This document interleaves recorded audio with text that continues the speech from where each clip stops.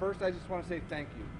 Thanks for taking time to come out here and put a little attention on our mighty medics here at the 88th Air Base Wing, specifically here in our medical group. They've been doing a fantastic job protecting Wright-Patterson Air Force Base and our community in this current battle we have against COVID-19. And as we've navigated this pandemic, on the installation, we've given over 14,000 vaccines, right? 14,000 vaccines adding to the armor, protecting our teammates in this fight that we're in. Recently, this team was tapped to help with a whole of government operation to protect our nation. The team is excited about this opportunity to get to Detroit, Michigan later today and begin their operations in the following days to be able to put shots in arms to protect the folks of Michigan. It's undetermined how long we'll be up there. We're planning anywhere from 6 to 12 weeks, but that can go longer, and they're on the hook for a longer period of time than that. And so if the Michigan operation wraps up, they have the potential to move on to somewhere else. The team leaving Wright-Patterson Air Force Base is just a part of that team there to support the Federal Emergency Management Agency, which is the lead federal agency in this operation. There will be other government agencies that are a part of this. There will be other parts of the Department of Defense that are collapsing on Detroit, Michigan to support those citizens. Our friends, our families, people that we serve with on a day-to-day basis. Our medical group, the 119 folks leaving from the 88th Air Base Wing and the 88th Medical Group, that 119 make the bulk of the folks that will be putting vaccines in arms, right? They've got a lot of experience. We've challenged them to share that experience to make that operation stronger in an effort to protect our nation. We're proud to be part of this whole of government effort. You see these vaccination sites going up across the world or across our nation. As a matter of fact, we've got an airman sitting in Brooklyn helping with the vaccination site there. We've got an airman sitting in Florida helping with vaccination sites down there. And we've got more airmen beyond our mighty medics tapped to go out, just waiting for the call. And we are proud to support. And we are very thankful for the community's support in this effort. We appreciate all that you do to take care of us as we work hard to take care of the nation. I'll pause here to see if we have any questions. How long will they be? How long will they be? In Detroit. In Detroit. So right now we are tracking the team being up there anywhere from 6 to 12 weeks, but there's the ability for that extension. And this team is actually on the hook for up to 179 days. So if the Detroit, Michigan operation wraps up and the nation calls us to go somewhere else, we will again support that whole of government effort to move on to another vaccination site. What does this mean to you, the work that these airmen are about to do? I tell you, for me, one, I'm just super proud of the team for everything they've accomplished here and what they're about ready to accomplish in Detroit, Michigan. We know, we've been in this battle for a while now, over a year. And so I've got a 9-year-old and a 13-year-old. We just moved here last June. I took command of this installation in the middle of the pandemic, all right, as things were getting going. And so I haven't seen anything different as an installation commander. But I know as we've been issuing vaccines here, smiles have gotten bigger. We've found a little bit of freedom to move around in this new operating environment. And that's what we expect to see out of Detroit, Michigan, and these other vaccination sites that are popping up. Ohio has been doing a fantastic job of putting shots in arms and has been slightly ahead of the nation in being able to do that. And we're trying to do our part. And so I'm super proud of the team, excited about what this is going to do for our nation, excited to see what this new operating environment is going to be for our nation, and folks to be able to start to get around feeling a little bit more relaxed, a little bit more comfortable. And you were just saying moments ago, expressing gratitude not only to them, but to their families for this commitment. Can you talk to me about that? Yeah, absolutely. I mentioned, my boys, my wife Beth and I. We actually celebrate we will celebrate our 22nd wedding anniversary tomorrow. And so she has been on this journey with me the entire time. I've been in 23 years. The boys have been on, obviously their entire life, and I see the sacrifice that they make with each and every move. This is our 13th duty assignment.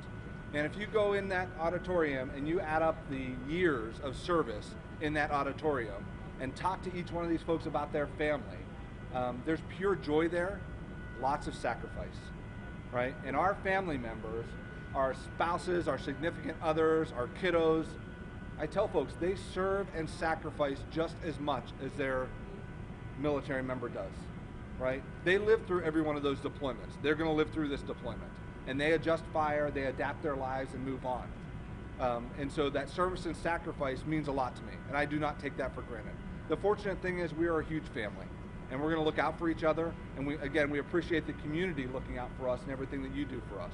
It is a great, supportive community. I remember last April, several airmen here were deployed to New York City to help, in the hospitals there. But this time around, the momentum, the attitude is a lot different. Having been through all we've been through, so talk about that a little bit. How this time is, varies from last April. Yeah, absolutely. When you look at where our nation was last April, we were trying to figure out what is this COVID-19 pandemic going to do to us, and so it was the response to figure out how do we deal with this. Cases were on the rise. Folks were trying to understand how the disease is how the virus is transmitted. How do we take care of folks? Figuring out the crisis with ventilators and hospital space and those types of things. And then we got a hold of that, and cases started to dive down during the summer. You think June, July of last year, relatively low case counts, and then all of a sudden things ramped up again in the fall. But still, that fall surge that we saw, we were ready for. You saw a different response in the fall because folks were prepared. We learned from that March, April, May timeframe. And so what was once a deployment to figure out how do we attack this and how do we save lives is now a deployment of joy and hope on how do we protect and get back to some sort of normalcy, right? What is our new normal in this operating environment? We think, and not that I will compare this to the tragedy of 9/11, but if you think back to the day after 9/11, 9/12, our nation was in a different situation, right? We were trying to understand what happened and address the conflict, and we saw things change. For example, airports. There was a lot of excitement about TSA and screening at airports. Today, where's that excitement? That is part of our normal day. We know when we fly, that's part of our normal day. And that's what we're getting to here in the operating environment we're in with COVID-19. We're putting shots in arms. We are protecting people. We see a light. We know that we're returning to some sort of normalcy. Maybe not the normalcy of February, January of last year, but our new normal, so that we can, again, move around the country, around the world with some sort of confidence and belief and have fun. I want to see these masks down. I want to see your beautiful smiles. That's what we want to get back to. That's what these shots allow us to. And that's why you see a different type of attitude as folks are getting out there. Still committed to the mission, still committed to our nation, part of this whole of government effort, but we're here for each other. And that's what we're looking forward to. Can you speak a little bit about what the duties of these airmen will be once they arrive in Detroit? Yeah, and so each one of these vaccination sites, like I said, whole of government effort, lots of people collapsing in on it. So these folks, these medics, are being sent there primarily to put shots in arms, right? That is their mission. This is a vaccination team. The other airmen that we have pushed out are more on the administrative side. We've got folks from our communication squadron, from our comptroller squadron. We've got folks, from all kinds of different units across this installation, just beyond the 88th Air Base Wing, going out to support vaccination sites in an administrative manner, in some of those other areas. But this team in particular is adding to the armor of the human weapon system, protecting our nation, protecting our people, putting that shot in arm, right? And what better service can we ask them to do than to go up and vaccinate the folks of Detroit, Michigan? One last question. One last question. I know you said 7,000 members were fully vaccinated on this base. About how many that are being deployed have been fully vaccinated, do you know?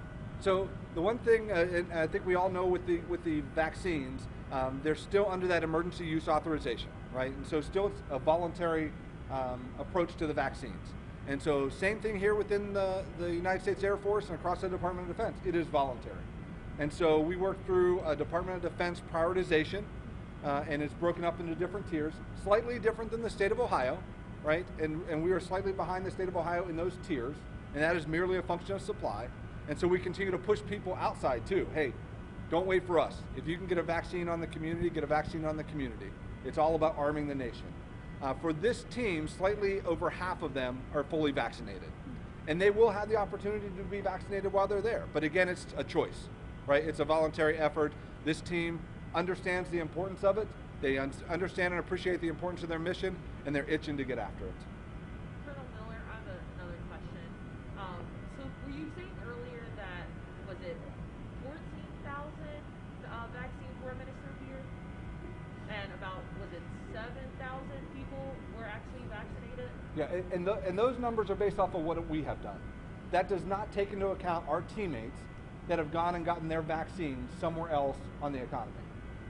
The state of Ohio is doing a fantastic job putting shots in arms. As I mentioned, above the average for the nation as far as their efforts go. And in conversations with the governor and state leadership, more vaccines are pouring in. And so I encourage folks again to go out, take advantage of every opportunity you can to get the vaccine.